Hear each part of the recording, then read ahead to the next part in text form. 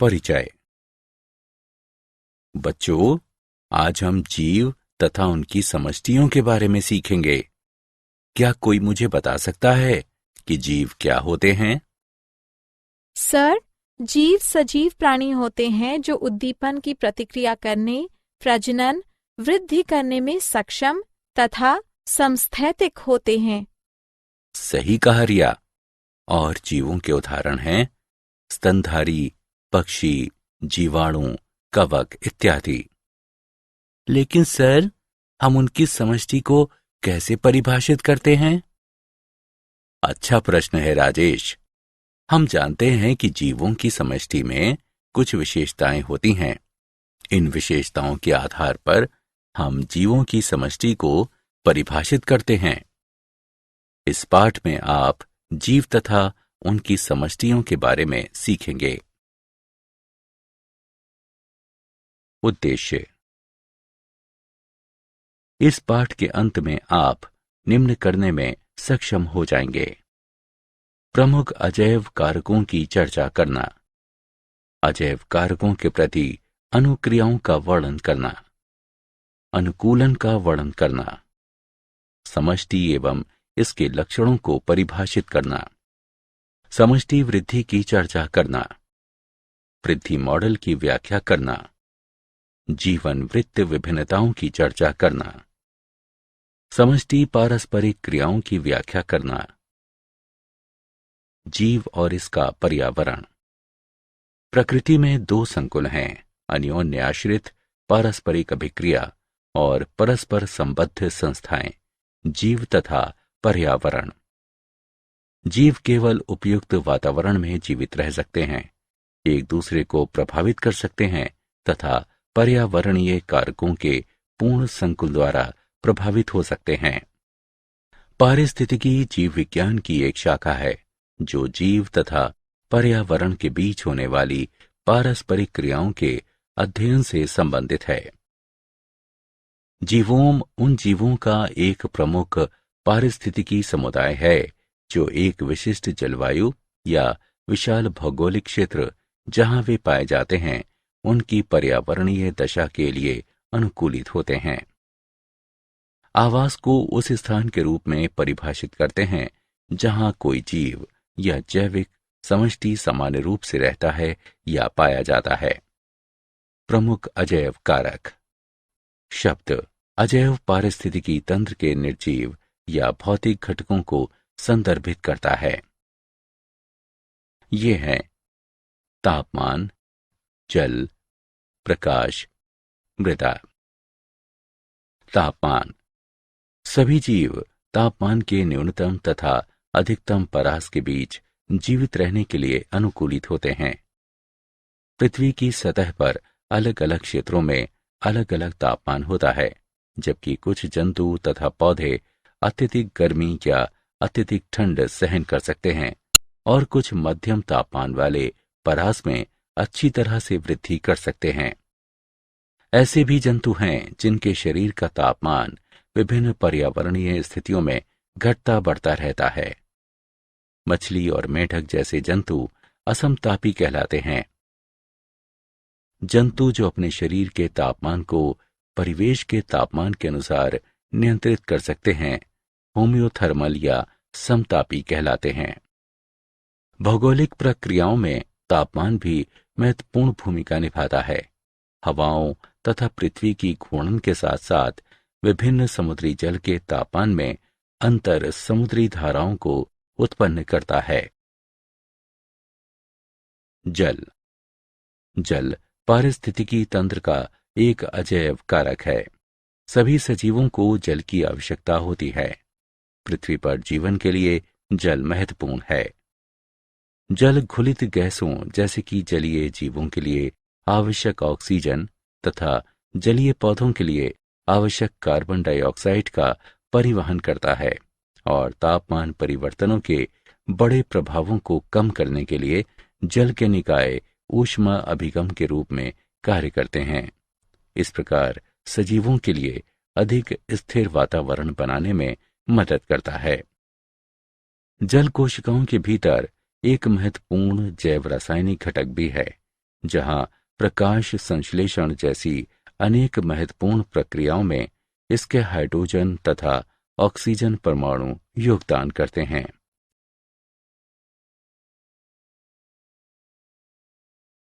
प्रकाश प्रकाश जीवों की ऊर्जा का मुख्य स्रोत है। अधिकतर पौधे प्रकाश संश्लेषण की प्रक्रिया के लिए सूर्य के प्रकाश का उपयोग करते हैं, जहां प्रकाश की ऊर्जा रासायनिक ऊर्जा में और उसके बाद जटिल कार्बनिक पदार्थों में परिवर्तित हो जाती है। प्रकाश अन्य जैविक प्रक्रियाओं के लिए भी महत्वपूर्ण है, जैसे कि पौधों में पुष्पन, जंतुओं में दृष्टि और पक्षियों का प्रवासन। भोजन और ऑक्सीजन दोनों का उत्पादन प्रकाश पर निर्भर करता है। भोजन स्रोत के रूप में पौधे जंतुओं के लिए अप्रत्यक्ष रूप से ऊर्जा स्थानांतरित करते हैं। प्रकाश की तीव्रता जंतुओं को प्रभावित करती है, जैसे कि उनकी त्वचा का रंग, संवेदनशीलता, दृष्टि आदि। कीट भी पुष्पों के बीच अंतर करने के लिए पराबैंगनी प्रकाश का उपयोग करते हैं।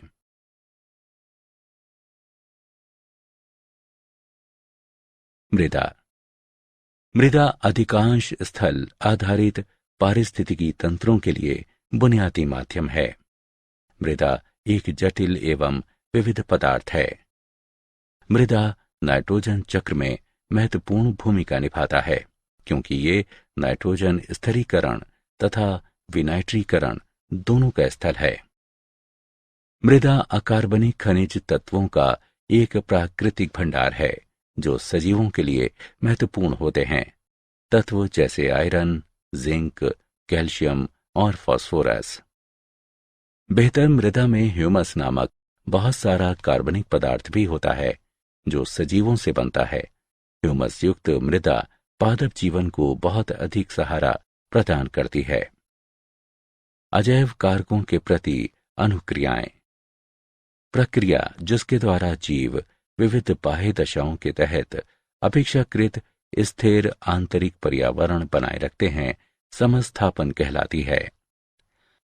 आंतरोष्मी प्राणियों में उपापचय पथ और एंजाइम प्रायः लगभग 37 डिग्री सेल्सियस तापमान पर सुचारू रूप से कार्य करते हैं। ये प्राणी स्थिर शरीर तापमान बनाए रखकर अपनी स्थिर उपापचयी क्रियाओं को बनाए रखने में सक्षम होते हैं। ये गर्मियों में अपने शरीर से जल के वाष्पीकरण के माध्यम से तथा सर्दियों के ठंडे मौसम में फर, पिच, वसा की उपचर्म परत आदि की रोधी क्रिया द्वारा किया जाता है। इस प्रकार अंतरोष्मी प्राणी ऊष्मा की क्षति को कम करने के लिए विभिन्न प्रकार के अनुकूलन प्रदर्शित करके ठंडी स्थितियों में भी सक्रिय बने रहने में सक्षम होते हैं। नियमन अधिकतर जीव शारीरिक क्रियाओं द्वारा समस्थापन बनाए रखने में सक्षम होते हैं, और जिससे शरीर का तापमान, परासरणी, सांद्रण आदि स्थिर रहता है। अधिकतर स्तनधारी मस्तिष्क में पाई जाने वाली हाइपोथैलेमस नामक ग्रंथि के द्वारा शरीर का तापमान नियंत्रण करते हैं। इस ग्रंथि का ताप नियमन केंद्र ऊष्मा क्षति एवं उत्पादन को नियंत्रित करता है। ये केंद्र त्वचा के निकटवर्ती ग्राहियों से निकलने वाले तंत्रिका आवेगों तथा इससे होकर बहने वाले रक्त के तापमान से प्रभावित होता है। समरूपण जंतु या पौधे जिनके शरीर के भीतर की कुछ दशाएं बाह्य परिवर्तनों के साथ बदलती रहती हैं, समरूपी कहलाते हैं। अधिकतर जंतु और लगभग सभी पौधे एक स्थिर आंतरिकी पर्यावरण नहीं बनाए रख सकते। उनके शरीर का तापमान परिवेशी तापमान के साथ बदलता रहता है। जलीय जंतुओं में शरीर के तरल की परासरणी सांद्रता परिवेशी जल की परासरणी सांद्रता के अनुसार बदलती रहती है। ऐसे जंतु परासरणी समरूपी कहलाते हैं। ताप नियमन ऊर्जा के संदर्भ में एक खर्चीली प्रक्रिया है। ऊष्मा क्षति या लाभ सतही क्षेत्र का कार्य है, और इसलिए छोटे जंतु ध्रुवीय क्षेत्रों में नहीं पाए जाते हैं।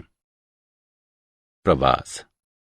इस क्रियाविधि द्वारा जीव दबावपूर्ण आवास से अस्थायी रूप से अधिक अनुकूल दूसरे आवास में चले जाते हैं। व्हेल जो सबसे लंबी दूरी का प्रवास करती है ग्रे व्हेल है, जो लगभग 12,500 मील का प्रवास करती है।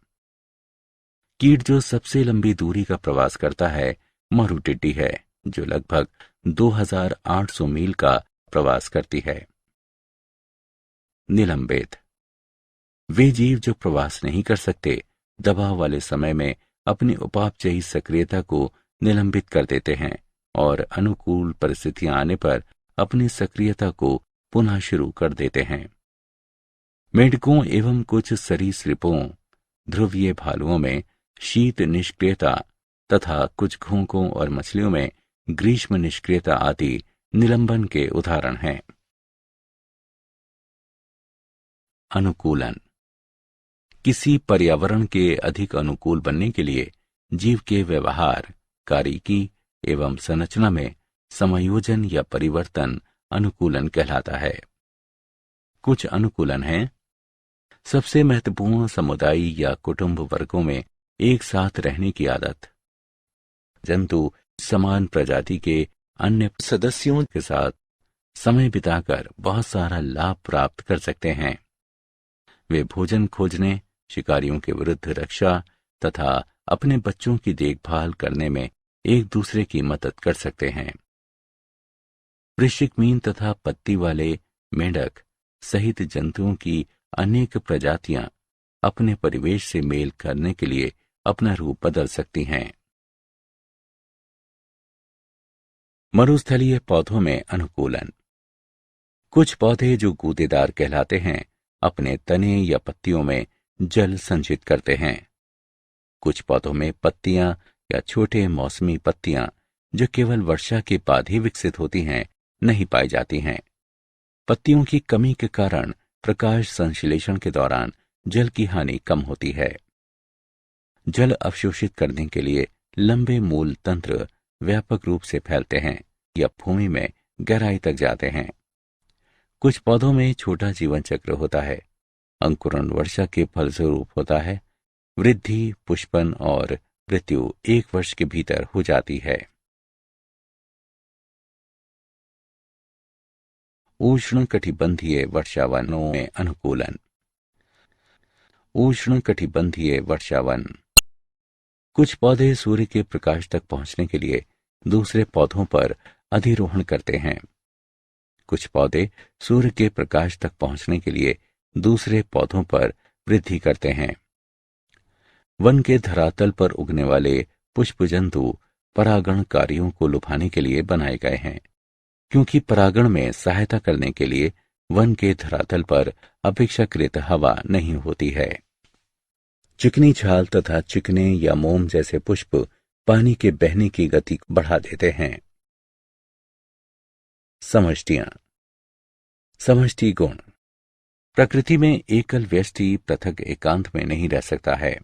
व्यष्टि अपनी उत्तरजीविता तथा अपनी प्रजातियों के शाश्वतीकरण के लिए प्रायः अपनी ही तरह के अन्य व्यष्टियों के साथ जुड़े होते हैं। किसी स्थान पर पाई जाने वाली प्रजाति के सभी व्यष्टि समष्टि बनाते हैं। पारिस्थितिकी में समष्टि समान क्षेत्र में रहने वाले तथा जैविक समुदाय की इकाई के रूप में कार्य करने वाले समान प्रजाति के व्यष्टियों का समूह है। किसी दिए गए क्षेत्र में उपस्थित समान प्रजाति के घोंघों का समूह समष्टि को निरूपित करता है।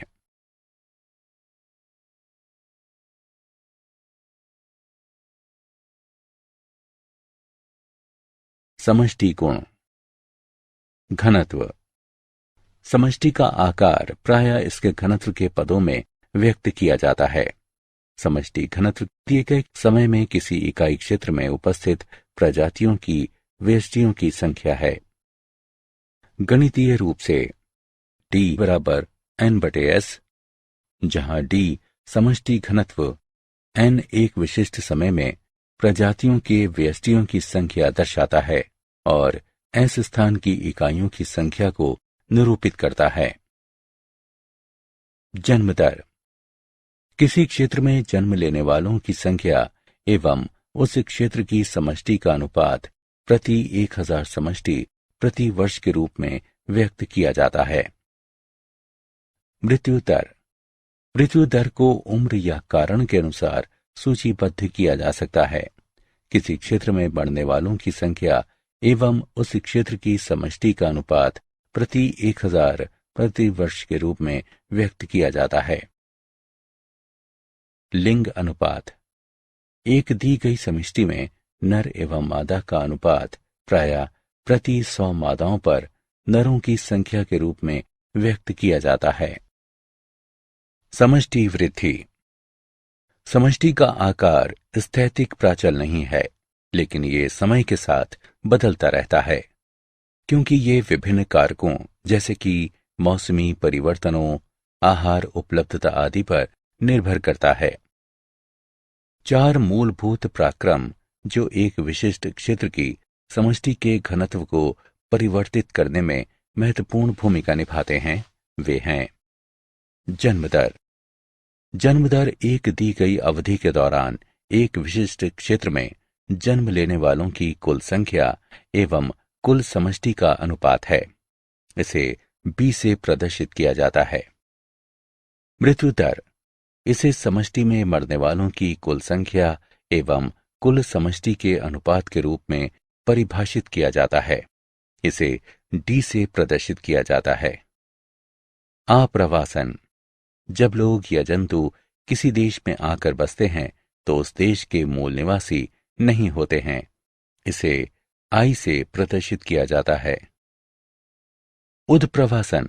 ये एक तरह से स्थानीय समष्टि से व्यष्टियों के बाहर जाने को दर्शाता है, जिसके परिणाम स्वरूप समष्टि में कमी आती है। इसे E से प्रदर्शित किया जाता है। यदि समय T में N समष्टि घनत्व है तो समय T+1 में इसका घनत्व है NT+1 बराबर NT+B + I - T+E। मूल्यांकन। आगे बढ़ने से पहले आइए जानें कि आपने कितना सीखा। सही विकल्प को उठाकर उसके संगत स्थान पर रखें। वृद्धि मॉडल। समय के साथ समष्टि की वृद्धि के विशिष्ट प्रतिरूप समष्टि वृद्धि मॉडल कहलाते हैं। मॉडल 2 प्रकार के होते हैं, चरघातांकी मॉडल और संभार तंत्र मॉडल। चरघातांकी मॉडल। ये मॉडल इस तथ्य पर आधारित है कि कोई भी प्रजाति ज्यामितीय श्रृंखला के अनुसार संख्याओं में संभावित वृद्धि कर सकती है। उदाहरण के लिए, यदि प्रजाति में अनतिव्यापी समष्टियां हैं और प्रत्येक जीव R संतति उत्पन्न करता है तो NPDT बराबर 0, 1, 2 और इसी तरह आगे में समष्टि संख्या बराबर है।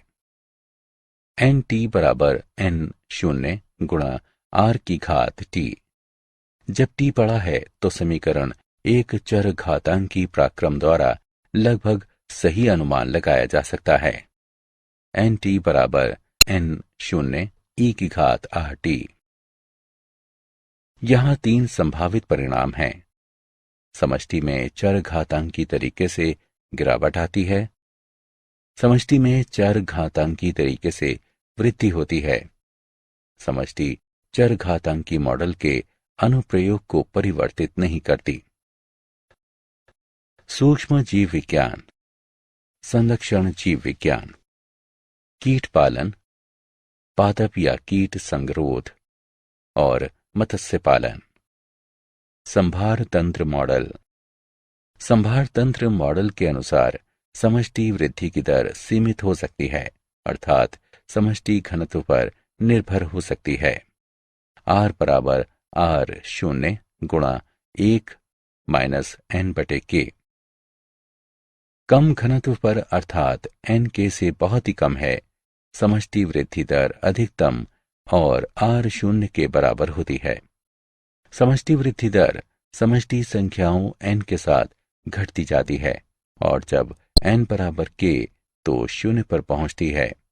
प्राचल K समष्टि वृद्धि की अधिकतम संभव सीमा है और पोषण क्षमता कहलाती है। यदि समष्टि संख्याएं k से अधिक हैं तो समष्टि वृद्धि दर ऋणात्मक हो जाती है और समष्टि संख्याएं घट जाती हैं। समष्टि की गतिकी का विभेदक समीकरण द्वारा वर्णन किया जाता है। dn/dt बराबर Rn बराबर R0n गुणा 1 माइनस n/k। जीवन वृत्त विभिन्नता। उपलब्ध आवास का उपयोग करके जीव सर्वाधिक दक्ष जनन युक्ति की ओर विकास करते हैं। कुछ जीव अपने जीवन काल में केवल एक बार प्रजनन करते हैं। उदाहरण के लिए प्रशांत महासागरीय सामन मछली, बांस आदि। और कुछ जीव अपने जीवन में कई बार प्रजनन करते हैं। उदाहरण के लिए अधिकांश स्तनधारी और पक्षी। जीव का विकास जीवीय तथा अजीवीय कारकों पर निर्भर करता है। समष्टि पारस्परिक क्रियाएं। समुदाय विभिन्न प्रजातियों की पारस्परिक क्रिया समष्टियों का समूह है। जंतुओं की समष्टि एक दूसरे तथा अपने वातावरण से कई तरह से पारस्परिक क्रिया करती है। समष्टि की प्राथमिक पारस्परिक क्रियाओं में से एक पारस्परिक क्रिया अपने वातावरण तथा अन्य समष्टियों के साथ है, जिसका कारण भरण व्यवहार है। सहभोजिता दो विभिन्न प्रजातियों के बीच सहचर्य है, जहां एक प्रजाति को लाभ होता है और दूसरी प्रजाति को न लाभ होता है न हानि। अंतरजातीय परजीविता विभिन्न प्रजातियों के दो जीवों के बीच एक सहचर्य है, जहां एक प्रजाति को हानि होती है या वो मर जाती है और दूसरी अप्रभावित रहती है। प्रजातियों के बीच पारस्परिक क्रिया के लक्षण हैं परभक्षण, स्पर्धा, परजीविता, सहभोजिता, सहोपकारिता। परभक्षण अलग अलग प्रजातियों के दो जीवों के बीच सहजीवी संबंध का रूप, जिसमें एक शिकारी के रूप में कार्य करता है जो शिकारी के रूप में कार्य करने वाले दूसरे जीव का शिकार करके भक्षण करता है। परभक्षण एक प्रक्रिया है जो पारिस्थितिकी समुदायों में प्रजातियों के वितरण, उनकी प्रचुरता और विविधता को प्रभावित करने में बहुत महत्वपूर्ण भूमिका निभाता है। सफल परभक्षण शिकारी के समष्टि आकार में वृद्धि करता है और शिकार के समष्टि आकार को घटित करता है। शिकार समष्टि पर पड़ने वाले ये प्रभाव अन्य प्रजातियों की प्रचुरताओं को अप्रत्यक्ष रूप से परिवर्तित करते हैं। परभक्षण के ऐसे अप्रत्यक्ष प्रभावों का एक उदाहरण पोषणज सोपान है। पोषणज सोपान तब होता है जब पौधों या अन्य प्रजातियों को, जो शिकारी द्वारा प्रत्यक्ष रूप से नहीं खाए जाते हैं, प्रभावित करने के लिए परभक्षण सोपान के प्रभाव खाद्य श्रृंखला में नीचे चले जाते हैं। परभक्षण उन प्रजातियों की संख्या घटा या बढ़ा सकता है जो समुदाय में एक साथ रहती हैं। ये पर्यावरण की अनुकूल तथा पसंदीदा शिकार प्रजातियों की प्रतिस्पर्धी स्थिति पर निर्भर करता है। स्पर्धा सीमित आवश्यक संसाधन के लिए जीवों के बीच संघर्ष स्पर्धा है। आंतरजातीय स्पर्धा तब होती है जब समान प्रजाति के जीव एक ही समय पर समान संसाधन का उपयोग करते हैं। अंतरजातीय स्पर्धा तब होती है जब समान प्रजाति के जीव एक ही समय पर समान संसाधन का उपयोग करते हैं। स्पर्धी अपवर्जन तब होता है जब एक प्रजाति संसाधन प्राप्त करने में दूसरी प्रजाति से बेहतर होती है। इस तरह समय के साथ साथ घटिया स्पर्धी अंततः समुदाय से विलुप्त हो जाते हैं। संसाधन विभाजन तब होता है जब दो प्रजातियां अलग अलग तरीके से संसाधन का उपयोग करना शुरू करती हैं। इस तरह दोनों प्रजातियां सह अस्तित्व के लिए सक्षम होती हैं। परजीविता परजीविता में एक व्यष्टि जीव परजीवी अपने पोषक से प्राप्त पोषक तत्वों की खपत करता है। फलस्वरूप पोषक का स्वास्थ्य कमजोर हो जाता है। कई स्थितियों में परजीवी पोषक जीव में रोग उत्पन्न कर सकते हैं। इस स्थिति में उन्हें रोगजनक माना जाता है। हम परजीवियों को 2 श्रेणियों में विभाजित करते हैं। अतः परजीवी जीव जो अपने पोषक के शरीर के भीतर रहते हैं। अंतः परजीवी के उदाहरण हैं फ्लूक, फीता कृमि, कवक, जीवाणु और प्रोटोजोआ। बाह्य परजीवी जीव जो अपने पोषक के शरीर के बाहर रहते हैं और आहार पूर्ति करते हैं। बाह्य परजीवी में कलनी यानी टिक्स एवं जूं, पौधे, प्रोटोजोआ, जीवाणु और कवक शामिल हैं। पौधे और जंतु आमतौर पर पोषकों के रूप में कार्य करते हैं। परजीवी संचरण सभी परजीवियों के लिए पोषक एक आवास के द्वीप के रूप में मौजूद है, लेकिन द्वीप एक सीमित अवधि तक रहता है और परजीवी वर्तमान पोषक के मृत होने से पहले एक नया पोषक खोज लेते हैं। नए पोषक तक संचरण या तो प्रत्यक्ष रूप से या एक वाहक के द्वारा हो सकता है। प्रत्यक्ष संचरण में परजीवी बिना किसी मध्यवर्ती जीव के एक पोषक से समान प्रजाति के एक दूसरे पोषक तक पहुंचता है। वाहक संचरण में मध्यवर्ती जीव वाहक परजीवी को एक पोषक से अगले पोषक तक स्थानांतरित करता है। सहभोजिता सहभोजिता 2 जीवों के बीच संबंध है, जहां एक जीव को लाभ होता है और दूसरा अप्रभावित रहता है। उदाहरण के लिए मुक्ता मीन शिकारियों से बचने के लिए समुद्री खीरे का उपयोग करती है। मुक्ता मीन समुद्री खीरे की गुदा में रहती हैं। ये पहले निचले भाग पर स्थित छिद्र में आश्रय लेती हैं ताकि इसका सिर बाहर निकल सके। जब मुक्ता मीन का शिकारी निकट आता है तो ये अपना सिर इसके अंदर कर लेती हैं ताकि इसका पता न लगाया जा सके। समुद्री खीरा इस गतिविधि से अप्रभावित रहता है। सहोपकारिता सहोपकारिता 2 अलग अलग प्रजातियों के जीवों के बीच सहचर्य है, जिसमें दोनों जातियों को लाभ होता है। सहोपकारी व्यवस्था प्रायः व्यापक रूप से भिन्न जीविका आवश्यकताओं वाले जीवों के बीच विकसित होते हैं। नाइट्रोजन स्थिरीकरण जीवाणु और लेग्यूमिनस पौधों के बीच सहभागिता एक उदाहरण है।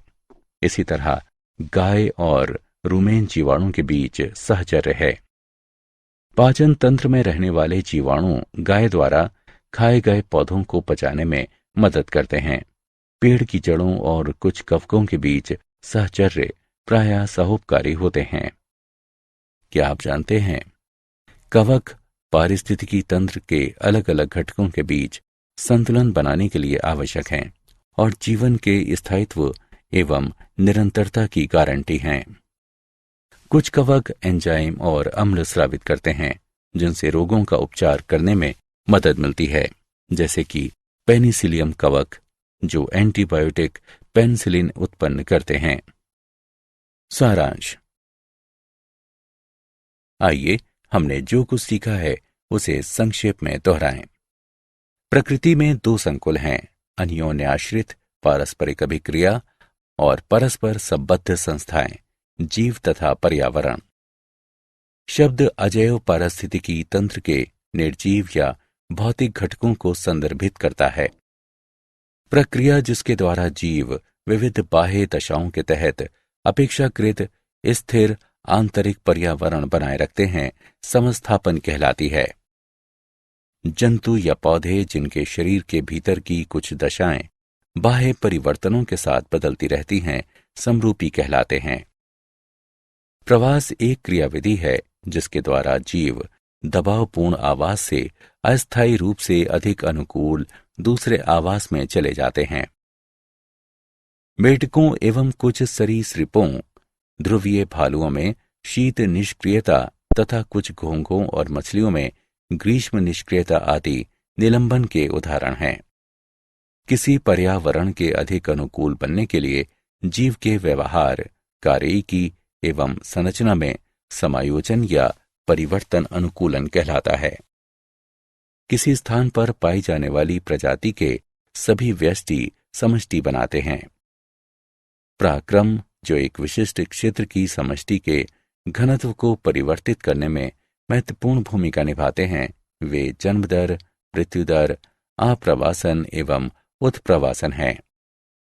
परभक्षण, स्पर्धा, परजीविता, सहभोजिता और सहोपकारिता प्रजातियों के बीच पारस्परिक क्रिया के लक्षण हैं।